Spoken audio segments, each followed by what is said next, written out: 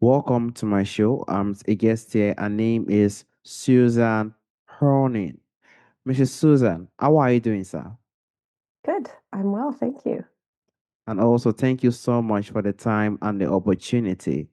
Firstly, you are a holistic practitioner.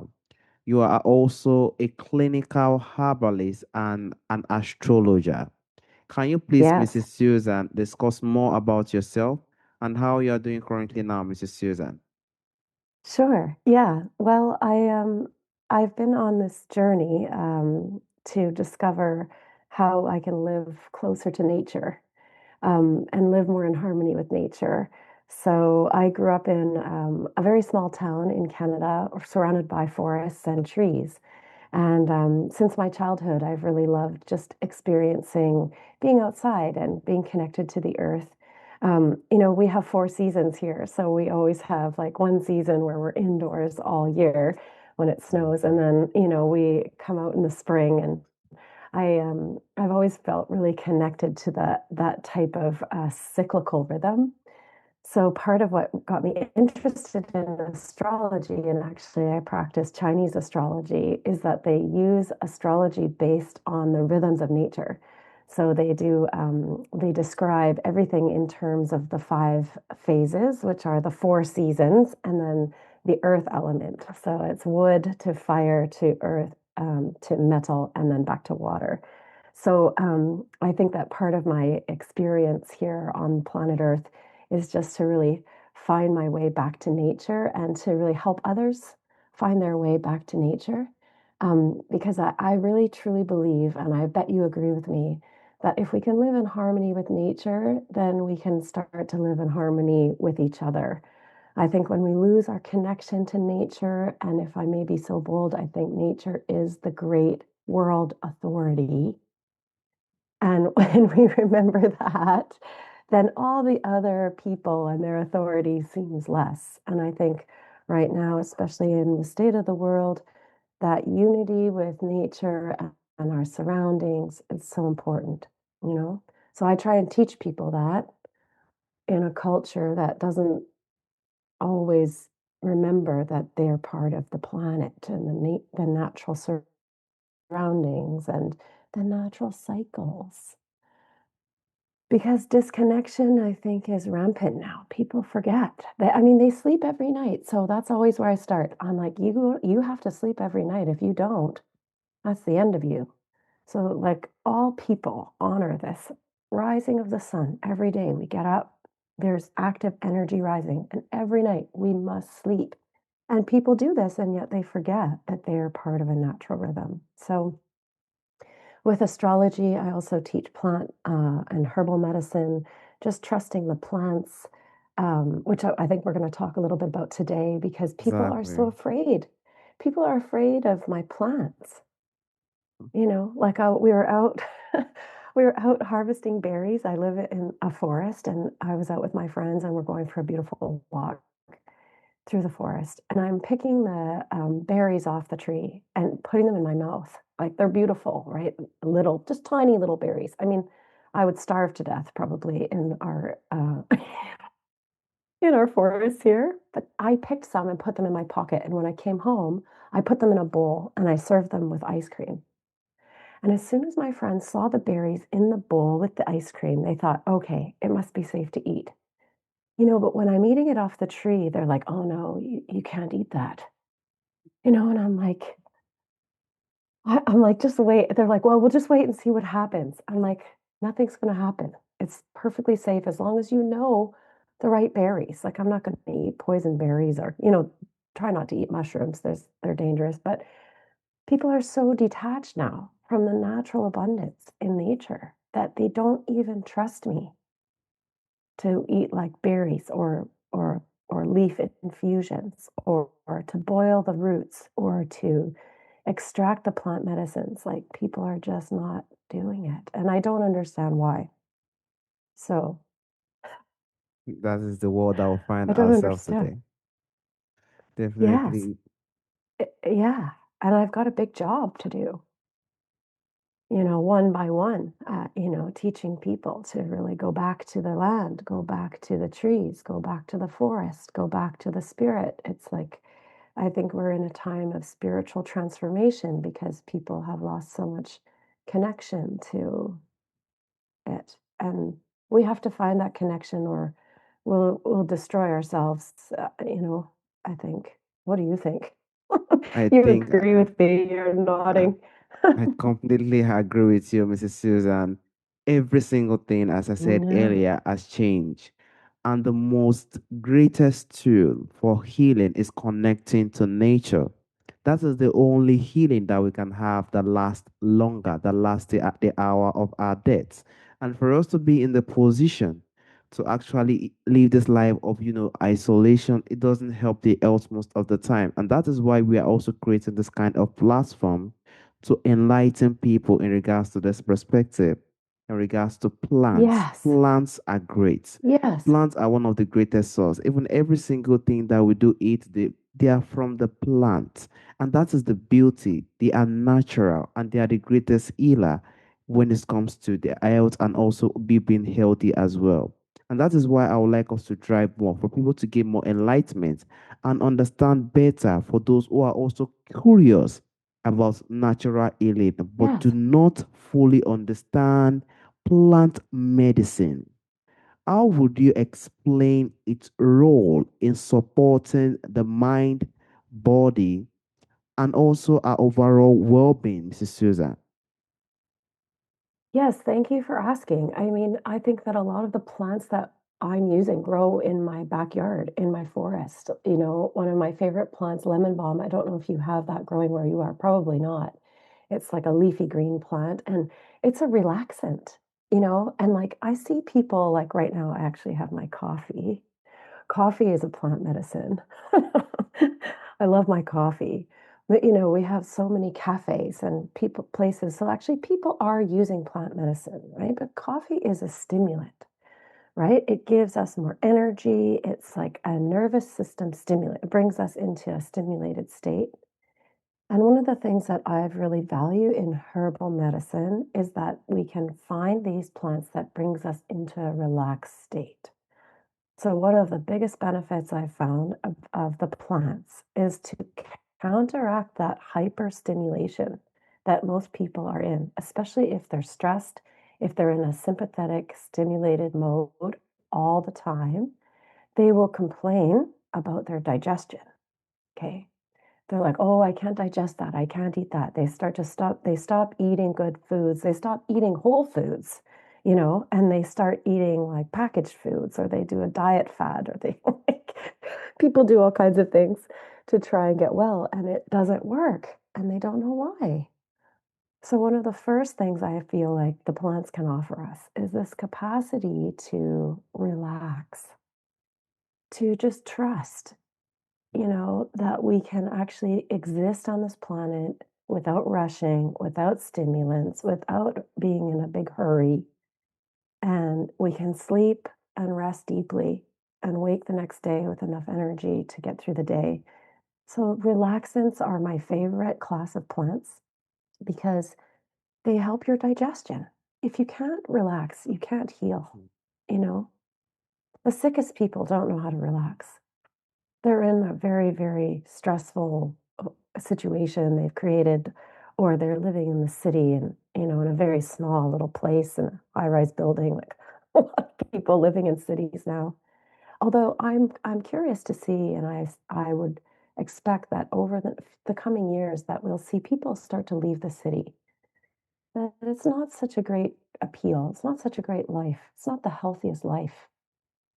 And I think because we've moved out in astrology, in Chinese astrology, they say that we moved out of the age of industrialization, which is the Yeah. age of like wealth driven, money, business, all that Yeah. stuff, like it's going behind us. And like we're moving into the age of spiritual transformation.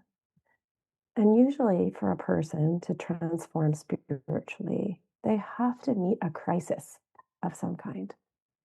They have to come to a place where their life is in total disarray. Something happens to them that forces them to make a change. Because people don't change unless they're forced. It's like, I don't know what you think about that, but that's been my experience, until there's a crisis, nobody notices. And so Exactly. even in the world today, like there's a crisis. Okay. And people say, what's the solution? Actually, right now, people aren't listening. It's very difficult right now, I think, for light workers and people who are talking about the earth and are talking about our need to go back to nature. No one's listening. And that's a problem because no one wants the solution at this time. No, and as you You said know, earlier, they're exactly. It's so you they're made a not very ready for the answer. They're not. you made a Yeah. very powerful insight, and that is why we should be in the position to keep saying it, keep telling them, to keep notifying them, because they should all understand that the greatest source of healing is a connection to nature and our plant base, which is very much powerful, as you've explained in every single thing. And we could remember during what happened during the time of COVID. When something hits like that, people start to realize reality and also the depth of the world. We do not want something like that to come around again. We just want to try our best to gain more enlightenment and make people understand nature is the most powerful source. The plant base also is also one of the most powerful source for us to heal, and not going to over process or going to other means for us to get the sense of healing. The healing most of the time is always at the right at the front of us. And you made a very, very profound insight. Taking a rest. Our mindset, we're in a very busy world, to be honest with you, Mrs. Susan. You made a very profound insight.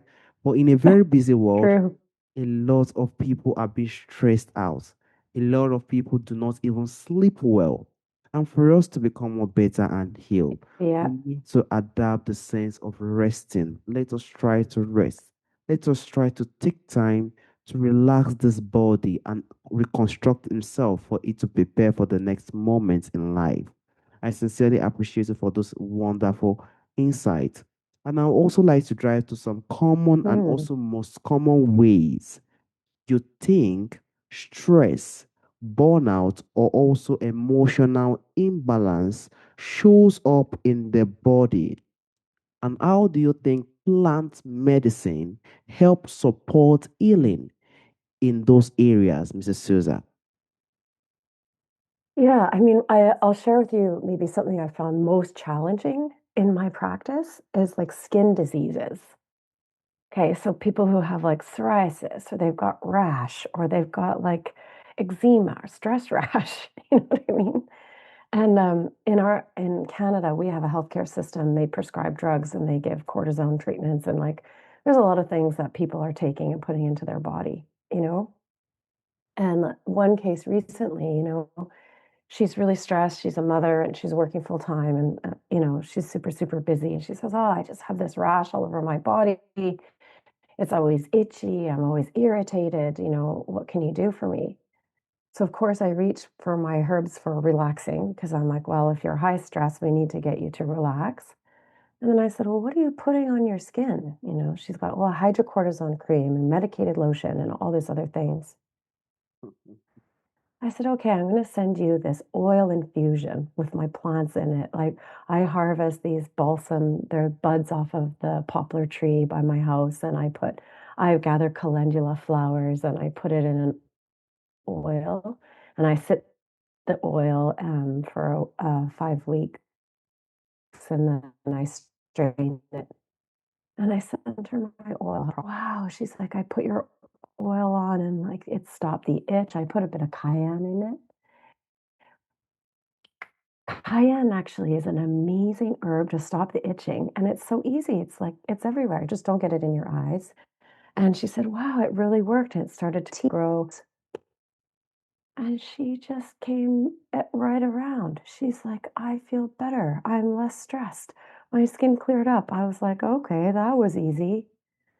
Like sometimes it's just that simple to just say yes to something natural instead of taking medication, putting cortisone on your skin, taking a pill, because I think that our society has evolved into this medical model, which works if you're really, really sick, okay? If you're really sick, you better have that medical model helping you, like, but by that point, I can't help you anyway.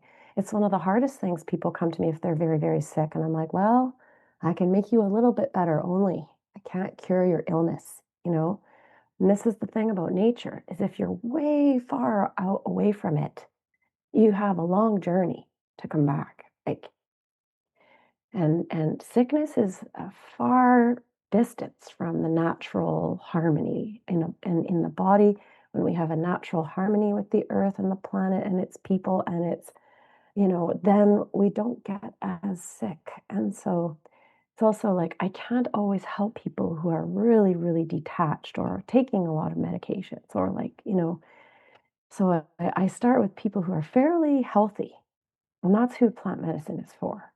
People who are already doing the right thing, living in harmony with the earth, going for walks, breathing the air, getting enough rest. One of the reasons I'm an herbalist is because I didn't sleep well. I was having trouble living in the city, not sleeping. And nothing is worse. I was trying to teach yoga and I was doing a lot of like active yoga, like moving my body a lot and then coming home at night, so stimulated, coffee and all this movement, just like didn't sleep, you know? And so I started taking the relaxant herbs and I thought, what's my hurry? I don't need to do all these crazy movements. Yoga is not about this. Like yoga can be just gentle, soothing, softening. And then I realized, okay, wait, actually, yoga is not this.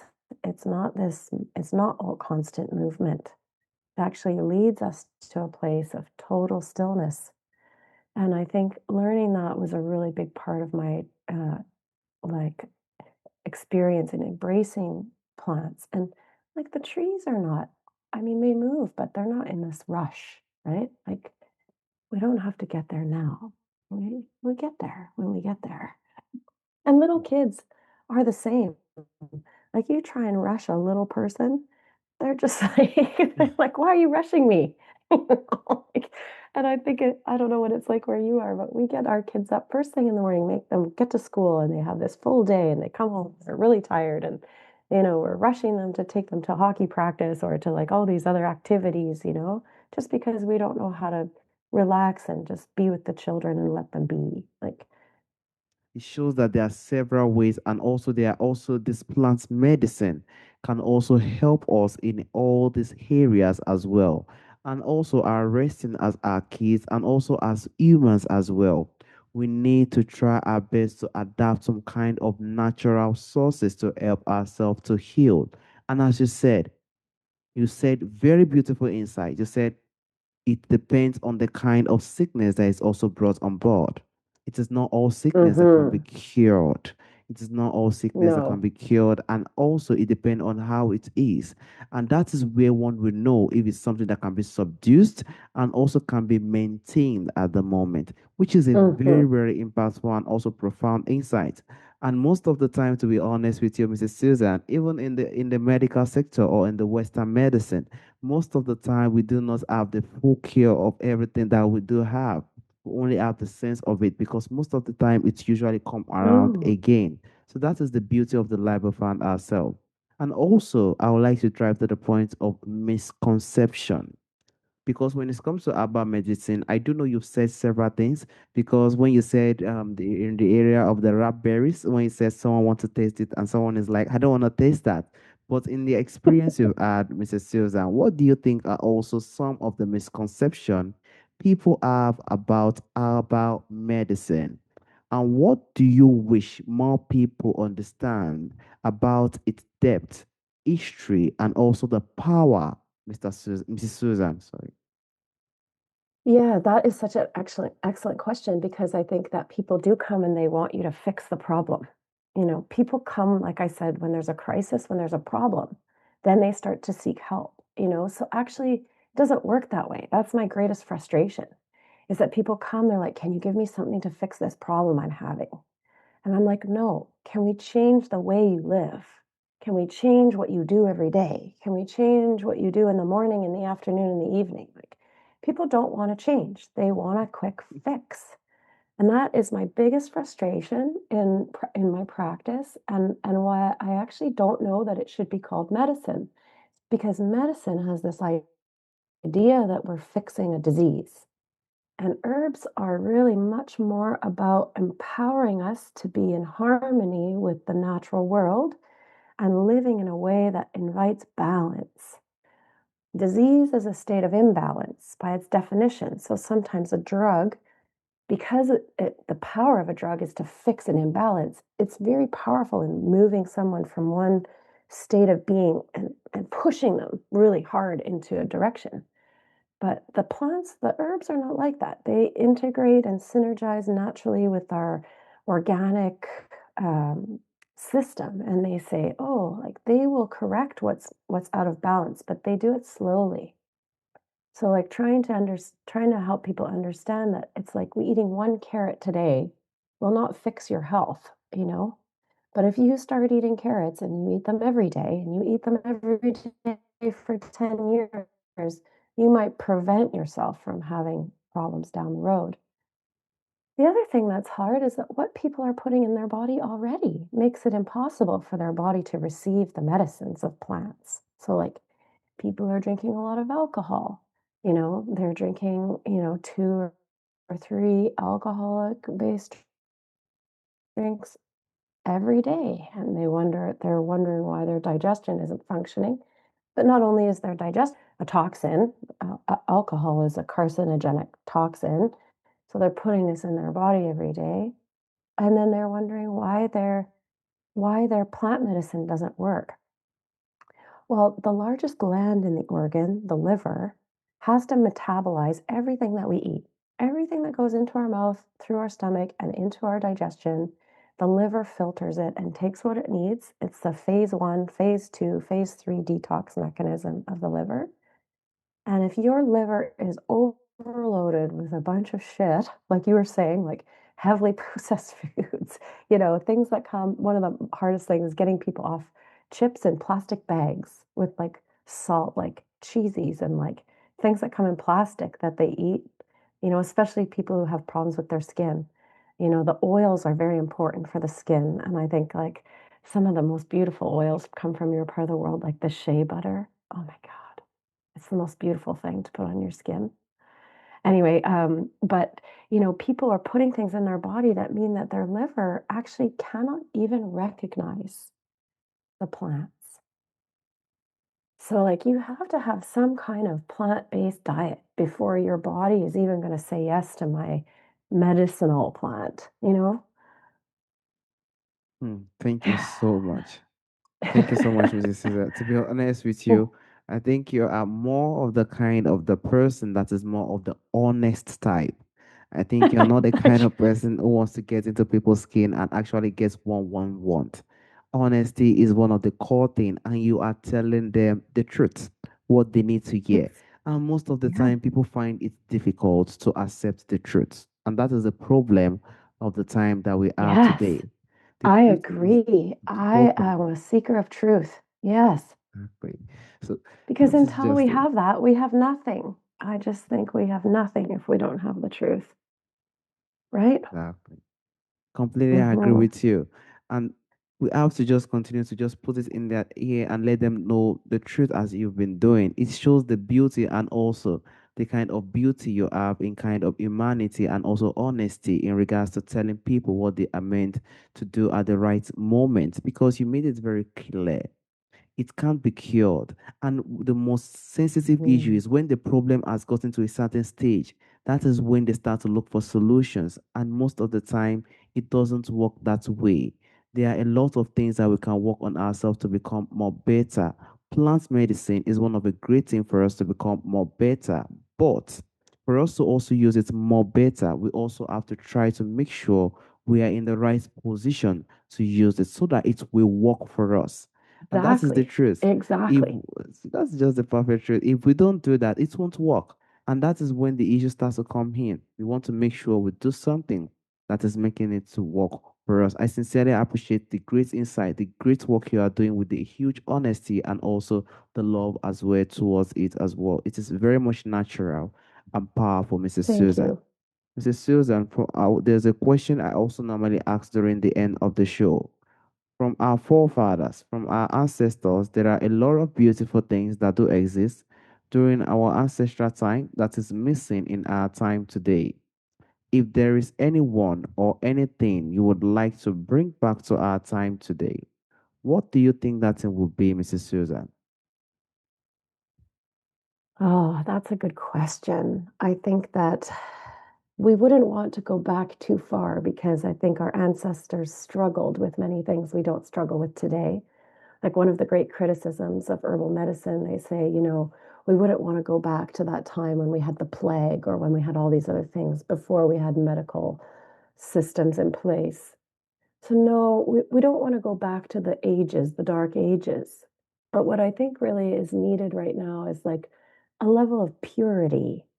So, like, I think purity is an interesting concept because it's a spiritual concept about like cleanliness or keeping our body clean and pure, keeping the earth clean and pure. Because I think what we've gone through and what our ancestors have done is through their experimentation, there's been some impurities that have happened, right? Things like plastic on the planet and like, the further back you go, the more that you see the struggle for simple survival was our ancestors' most important objective. They want to make sure their children lived. you know, this is not the age we're in now. And the age we're in now, we're living a good life, but we've become impure. We've started to accumulate garbage. We're accumulating things that harm the planet, things that harm the body, toxic byproducts. I think what's happening now is that we've reached this point of toxicity in the planet, in our bodies. Like, we are the planet. All of us are small microcosms. And so these toxic diseases like cancer, right, diabetes, like all these problems are a symptom of toxicity of the planet. And so I think what we can look back to is say, okay, how did we get here? We got here through looking for convenience, like convenience foods, fast foods, because we're busy, because we're trying to get rich, because we're focused on money, because that's what our ancestors went through. And they brought us to this place where actually we're okay. You and me, we're okay. We're here today because our ancestors went through this whole process and got us here. And I think what they really want us to learn and understand is that now we have to purify ourselves. We have to let go of what's not useful to us, what's toxic, what's dangerous, what's violent. We have to start to see that as an imbalance of our age, and we have to start to really purify. And we can do that with the help of the natural world. The natural world is naturally pure. And you see a flower growing and you think, wow, that's the most pure, beautiful thing I've ever seen. All you have to do is look around you at the beautiful stars in the sky or even the magic of the eclipse. I'm not sure if you've ever seen an eclipse. I went to Oregon. They had this eclipse viewing. So the total eclipse passed over us. So the moon went in front of the sun. And like intellectually, we know that the sun is billions of light years away and the moon is not. Okay. The moon's very close. And yet, when the moon came in front of the sun, it matched perfectly. In our eyesight, what we saw was a perfect totality, a perfect match of the yang and the yin, even though we know intellectually that this is a phenomenon that is very bizarre. And this is like a sign that where there is life, where there is yang and yin, where there is this potential for perfection, this like metaphysical harmony, that we can actually achieve purity. We can live in harmony. We can unify. It's possible. When I saw that, I was like, we can do it. I know we can.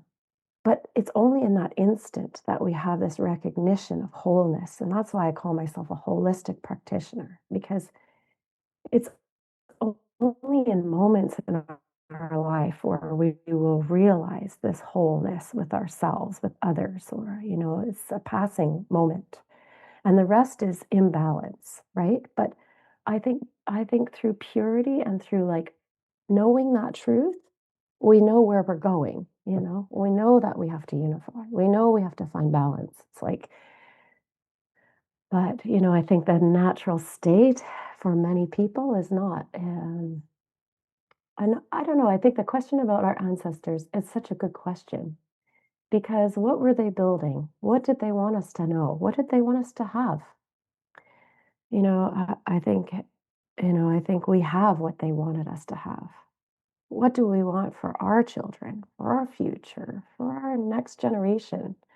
We want them to have a world where they can actually live. And no other planets have trees. No other planets have plant life. Only in the planet where the sun and the moon are perfectly in harmony do we see the formation of plants around us. And we are, to some extent, a plant form, or I always think of us as like a little tree or a little organic, like, our brain and our nervous system, we're like a little sprout. I often wonder if we aren't just like, part of it all. And that nature, Mother Nature, she has a plan. Father Time is watching as, we spend this small amount of time alive. We have very short lives relative to the life of the planet. It always makes me feel better to think about that. I don't know why. But Exactly. yeah, Completely agree. Our yeah. ancestors have done a lot of great things. And as you said, we do Yeah. not need to also go too far when it comes to our Hmm. ancestral time. But with the little that they've done during the historic time, they've also created a lot of paths for us to actually use to actually develop ourselves as well. During that time, there was nothing like, Western, everything that we use was plant-based. And we used it It and we was. heal and we actually became more stronger. And if you remember during those times, people tend to live more longer. We have people who give birth more healthily. Everything comes in and out naturally. We are living in a more, I think, processed world now. Everything is just added to it and everything. But we do hope that those natural based thing is something that we 100% be brought back and also be adapted in every single thing that we do. And that is why we are continuing to bring out this message that plant-based medicine and all this kind of natural-based medicine, they are great. We do know that there are a lot of distraction and a lot of misconception in regards, but despite all that, we just need to find the right person to talk to. And you're one of the most beautiful person, to be honest, to talk to in regards to this kind of perspective because the honesty and the truth is there. I also want to use this opportunity, Mrs. Susan, to thank you for the time and the opportunity for bringing out this profound information. Thank you so much, Mrs. Susan. It's my pleasure. Thank you for having me and for inspiring this conversation. All right, Mrs. Susan. Have a wonderful day, Mrs. Susan. Bye bye. Bye. Thank you.